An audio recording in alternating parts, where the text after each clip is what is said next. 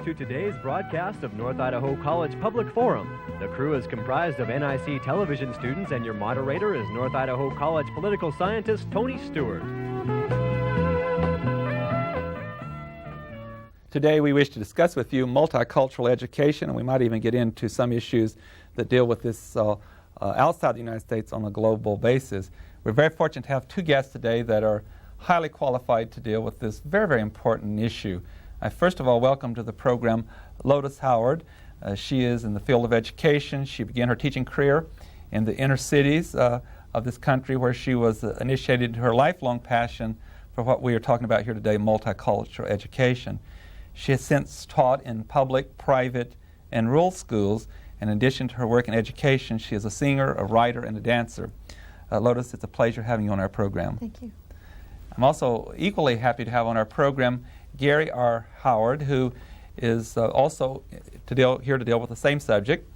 Mr. Howard has completed his undergraduate work in cultural anthropology and social psychology at Yale University, and he holds a master's degree in education from Western Washington University, and he is the founder and now the executive director of the Center for Multicultural and Global Education, which is known as REACH, and Lotus and Howard work in that center in Arlington, Washington. Welcome to our program. Thank you. Thank you. It's good to be here. And as always, I'm very happy to have regular panelist Steve Schenck, who is Dean of College Relations and Development at North Idaho College, and Steve shall commence the questioning today. Thank you, Tony. That's a very interesting introduction and some interesting backgrounds that you bring to our show today. I'm not sure, had I not had a little bit of time to talk with you before this show, that I would have understood what cross-cultural education really means. I wonder if you could take just a minute or two, each of you, to tell our audience a little bit more about what you do and what's involved in this topic. Good. Let's do that. Why don't you start? Okay. Well, I have just recently left the classroom. I taught second grade in the last school that I was in. And so for me, multicultural education is getting everything that is taught integrated into a multicultural theme. That is, teaching about diversity, teaching about unity, that which we hold in common as cultures of this country, first of all, and as a planet, secondly. It means really honoring the uniqueness of each of the children. And for me, it's bringing in folks into the classroom and so that kids have exposure to people of diverse backgrounds, as well as taking them out into other communities so that they have experience with real people that have a different cultural background than themselves. I think for me, multicultural education is a matter of looking at reality, history, whatever topic you're teaching from multiple perspectives. That there's not just one point of view, but there are diverse points of view. Sometimes we use the analogy of a five-corner intersection, and an accident occurs there, and the police officer, when she goes around to investigate that, is going to ask people on each of the corners what they saw. And so multicultural education is, in a sense, asking folks on the different corners in terms of history. So for us in this country, it would be African American, Asian, Hispanic, European American, Latino American, looking at the different points of view of our history and bringing those into the classroom. Lotus, you said you just left the classroom. Was there a cross-cultural emphasis in your classroom before you began your current project? And is that something that's common in most classrooms in this area or in this country today? Well, the first question is, was it in my environment? Yes. Project REACH was introduced to the Everett School District when I began teaching there. And my colleagues have all adopted the REACH perspective or the REACH process as a way of introducing multicultural education to all kids. And I've just left the classroom for a year's leave of absence to do more of the consulting kind of work. And also I'm doing some curriculum writing for the REACH Center. What about the second part of that question? What about, is a multicultural emphasis? Oh, yes. Is that something that's common to most classrooms in this area or in this country right now? I think it's something that comes in waves. There was a time where it was really highlighted in the minds of teachers and educators back in the early 70s. And then other programs and innovations took the foreground. And I think now it's sort of coming back again. People are finding it very important in our times. Tony, if you'll let me have one more Surely. question, I'll ask Gary kind of a leading one. Why is that important? Why is a cross-cultural emphasis important in classrooms? Well, I think that the reality that we're dealing with in this country is one of increasing diversity. I think we're having a struggle with that. I think we should, some of those issues we'll talk about today, that America has not always dealt comfortably with its diversity. We are a country of many cultures, but we have not always been able to handle that in a positive way. And I think it's even more so now. I think that we're seeing an increase in some of the issues, and particularly overt racism and some of the violence issues on campuses and in the streets of our cities. And a lot of that has ethnic and racial kinds of overtones with it, as well as gender-based and sex orientation issues. All these issues are coming up to the front, and our students need to deal with that world. They need to know how to deal with that world of diversity. Even kids in Idaho or Eastern Washington or the district I started, Arlington, which was 98% white, those kids are not going to be living in a world that's monocultural. They're already living in a world that's multicultural. So I see it as very much a survival issue and very much an American issue, yeah, as well as a global one.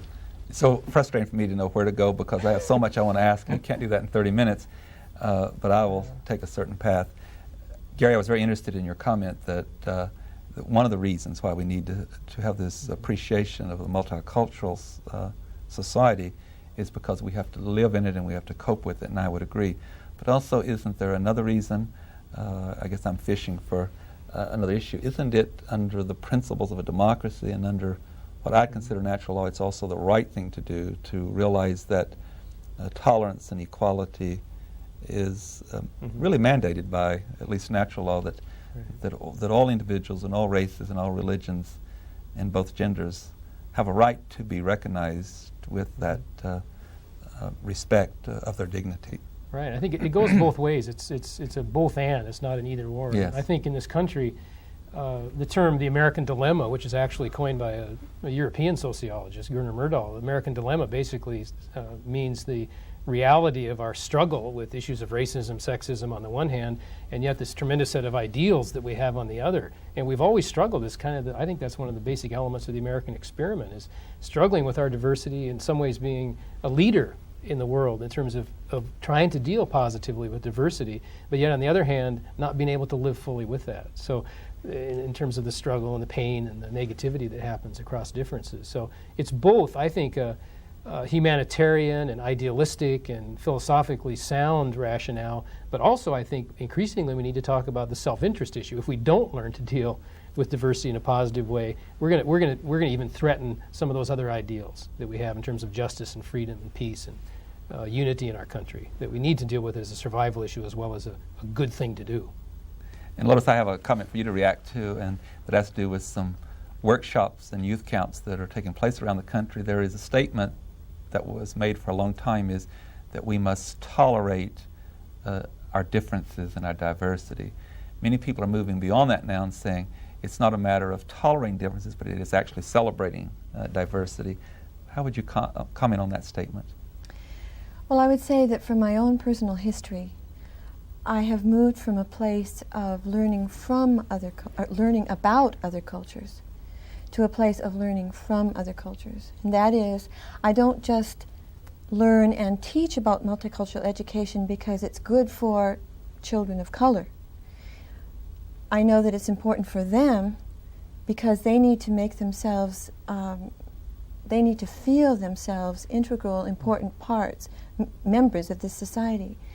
I also feel it's important for majority children because, as Gary said earlier, they have to rub up against all kinds of people in their own experience. But thirdly, I feel that I do it because it's good for me.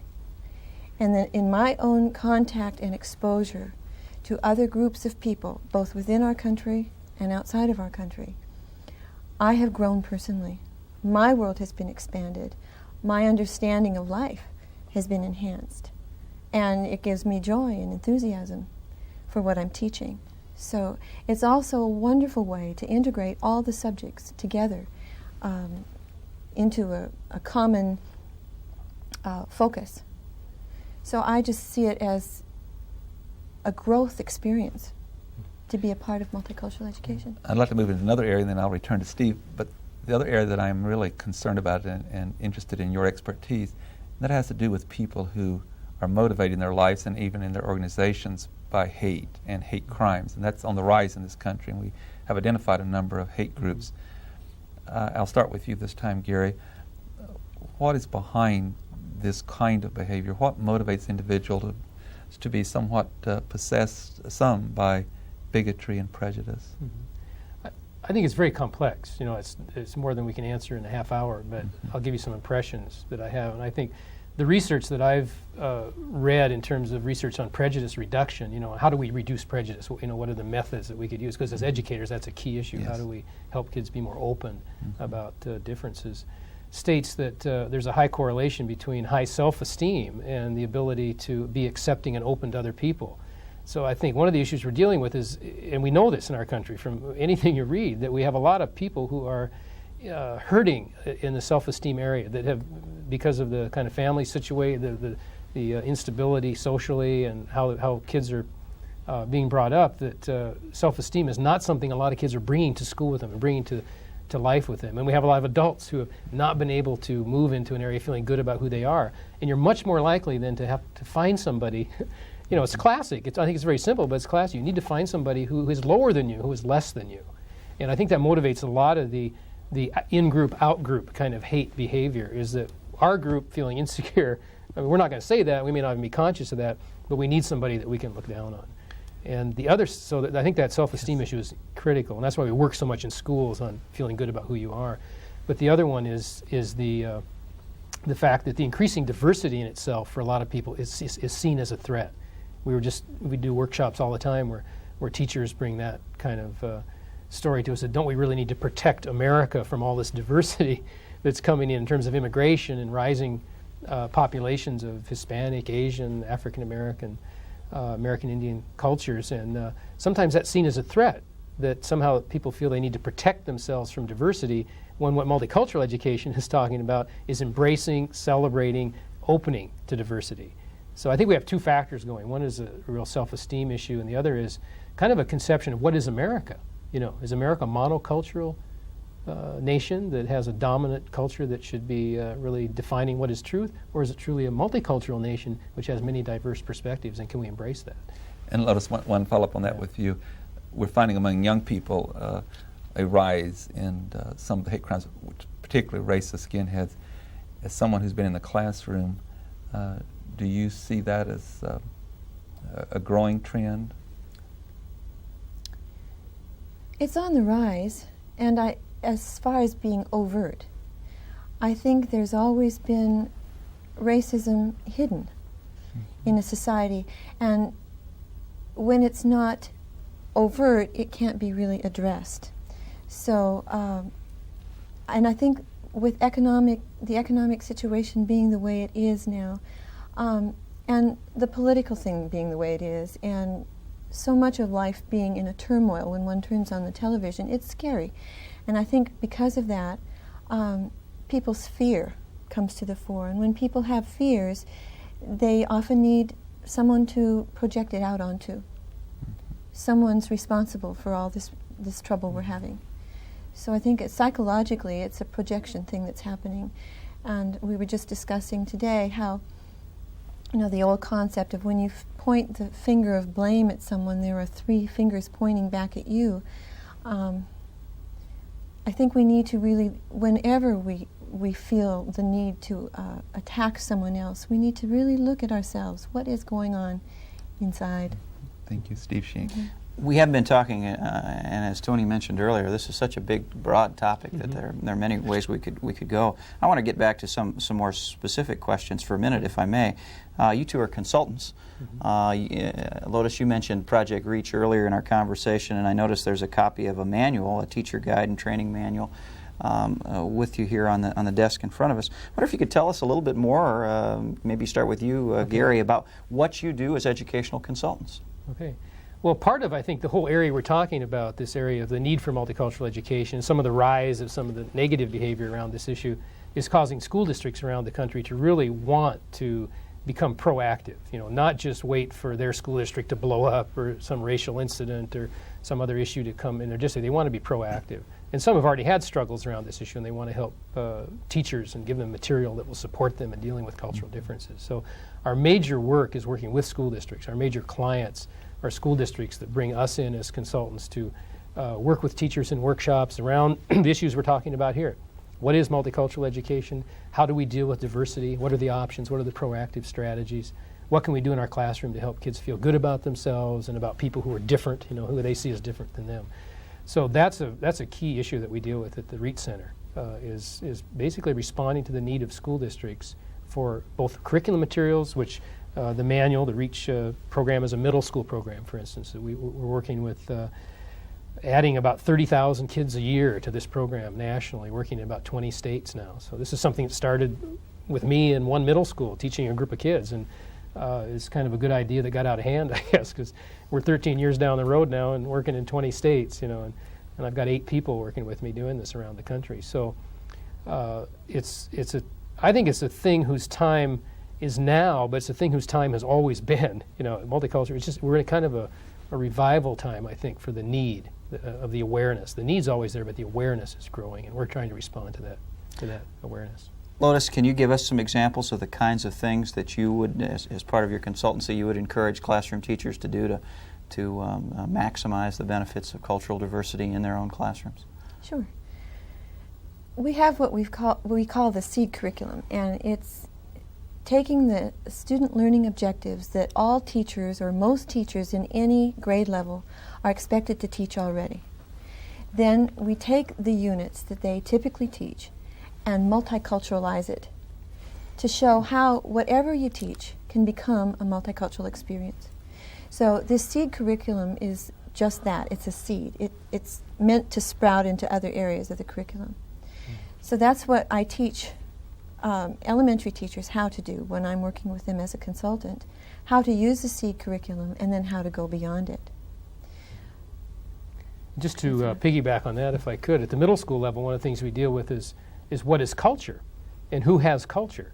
Because one of the myths, I think, is that the European, white American student doesn't have culture, that when we study multicultural education, we're going to be talking about people of color.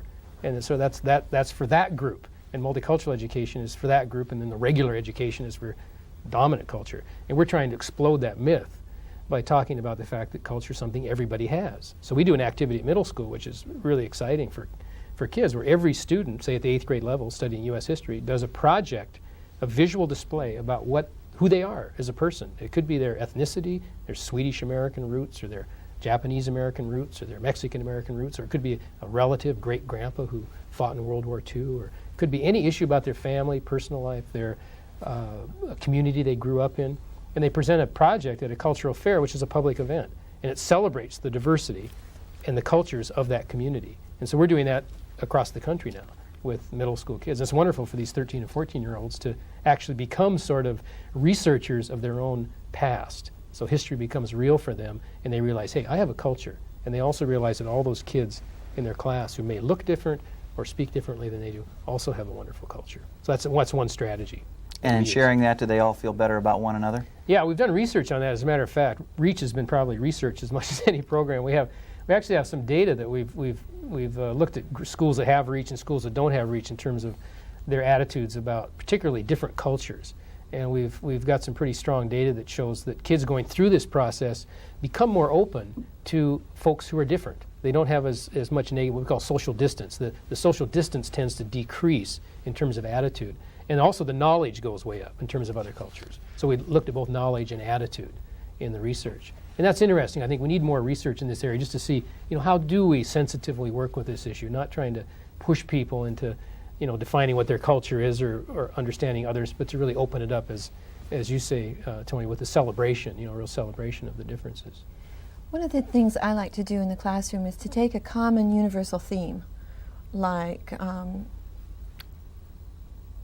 ways to say I love you, for instance. And I usually do this around Valentine's Day. Bring in all the different cultural ways that can be done, that I know of or that I can research. Taking the symbol of the egg, for instance, and going beyond Easter to show how many cultures from different parts of the world see the egg as a symbol of life. I have a drum collection, a clown collection, and I base language arts and social studies and even math and science around these universal themes. So on the one hand, we're learning about diversity, and on the other hand, we're learning about unity because we share some commonalities, but they're expressed differently from different points of view. I take this opportunity to commend you publicly for your work because it's a very exciting work and so needed. You're pioneering in the field. And I guess that brings me to my next question. Oftentimes I know when you're doing these kind of things you feel that it's sometimes a drop in the bucket of water. Yeah. But what do you think is going to happen in relation to the publishing of textbooks in the country? For example, history I am addressing in particular. We all know that the omissions in history are extraordinary. The role of women in history, for example, has just been basically left out of basic American history textbooks, or ethnic minorities, racial minorities, and so forth. Will these kind of projects, and now that you're involved in 20 states, will you be involved, or what is the process to moving to, my question is so involved and long, but if we're going to really address this problem, don't we have to start with K through 12 and the college level and deal with curriculum change throughout the whole system and all the textbooks? Yeah. Let me take a run at that first. Go ahead. It is a large question. I think just to state where we are now, I think a lot of the multicultural material being used across the country, and our program is one example of that. You know, we're not the only show in town. There are a lot of people that are doing very good work in this area. A lot of it is a supplemental kind of material. In other words, you have your regular textbook, and then you bring in, say, the REACH program or another program, and it's sort of a supplement. So what you're saying is right on. The real key is how do we get this kind of material, multiple perspectives, into our regular mainline textbooks, so that people can no longer make the argument that ethnic history isn't real history. You know, because I think as long as we have textbooks that are basically coming from a what we call a Eurocentric perspective, basically a dominant culture perspective, and they still are. They've added a lot of elements in terms of pictures and personalities, but really in terms of looking at reality from different points of view, we haven't gotten very far. And so with REACH, for instance, we have a set of booklets. These are read at the 8th grade level, but you look at the Black American experience. Okay, and so it's a supplemental book, or this is the American Indian perspective. So the students have a chance to read history from a point of view that's a little different than the regular textbook. And again, this is just one example, but it still is supplementary. So this is kind of a middle step. It's not really the goal. The end goal is to have the curriculum fully representative of the diversity. I really appreciate your point, because as long as there's supplemental text, that does leave a psychological opinion that they don't have the same impact that the history book has. Yeah, and I think that's where we are now in terms of historically, in terms of where education is right now. And there are a lot of forces trying to move that textbook publishing industry into a more multicultural perspective, but there are a lot of forces also holding that back. You know, it kind of challenges the dominant paradigm. Lotus, I guess my next question would be for you. I think in steps and processes, and I'm thinking of all the educators in this entire country, which is very large, that have gone through an educational system without this. And so as you implement this into textbooks and all, what kind of project do we need to really re-educate those who are in the field of education, because they've already gone through a system without this? That's a good question. I think you need the kind of training that we like to do in colleges, as well as the in-service for teachers who are already in the field. I find that elementary teachers, mainly elementary teachers, are very, very receptive to this. I think when you get a little higher in the grades, people have a little more invested in content and don't have quite as much, well, many do, but there is sometimes a little more resistance to this. The more teachers that are clamoring for this kind of material, I think the more we're going to have a change in the textbooks. That should really initiate it from publishing companies when they see the demand. They can sell their books much better. Oh yeah, and that's starting to happen now, because a lot of school districts are becoming very sophisticated about analyzing material from either racist point of view or sexist point, really looking at how those issues come in. And they're more subtle. It's not blatant as in the textbooks, but there's a lot of subtle omission, or who you talk about as as the important people in history. So I can't resist this because it came to mind from your comment here. I was in a class today, and we were dealing with gender problems. Yeah. And when I talked about the changes that come to society are needed, the very first person that disagreed with my thesis was a woman saying, no, that is not an area in which women will become involved. So it came to my mind immediately that sometimes there is that very ingrained cultural teaching from one particular culture that is that even those who have faced the discrimination sometimes will be a part of arguing against the change. Oh, I think that's true. I think that's true. We're all in this together. You know, it's not just that, you know, people of color. We use the term people of color, by the way, rather than minority, because we feel like minority is a misnomer. It's sort of less than. Mm-hmm. On a global sense, 80% of the folks are not white anyway. You know, so we use the term people of color. But it's really a co-responsibility issue. It's not just those who, say, women, in terms of the women's movement, and the need to get more balanced perspectives in terms of sexism into, you know, sort of anti-sexism curriculum. Men need to be involved in that as well as women. You know, it's both of us, and people of color as well as the white collective people from the European cultures. So it's an issue of not one group becoming an advocate, and sometimes the resistance, as you say, is coming from places that are very folks that we think ought to be involved in this. So it's a very difficult and oftentimes process. I think those very folks are ones who have been somewhat successful in society as it is now, and they have a whole lot invested in it as it is now, and they don't want to change. Change becomes threatening, I think. Yeah. Change is always threatening. Or sometimes or some individuals maybe co-opt, and once they get in a position, they don't work as hard to bring other people from that particular perspective into the process. I made it, but I don't. Almost sometimes there might be a pride in that I was the first, but isn't there an obligation to open up the system to others? Yeah, it's the gatekeeper phenomenon. Yes. And you'll hear a lot of our consultants who come from Black or Asian, Hispanic, American Indian perspective talk about that gatekeeper phenomenon. That's a problem within each of the cultures. It's recognized, and it's a part of the whole issue of this co-responsibility, all of us working on it together.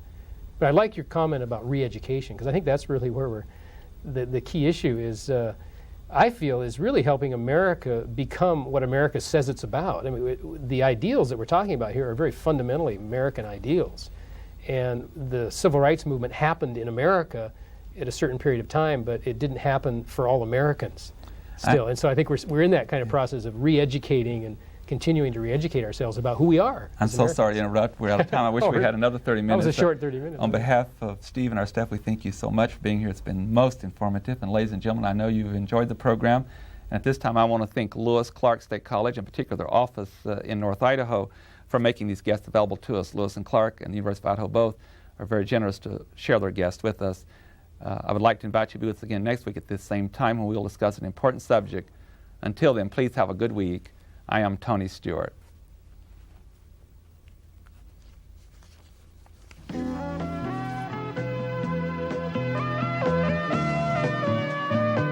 North Idaho College Public Forum can be seen at the same time each week over this station.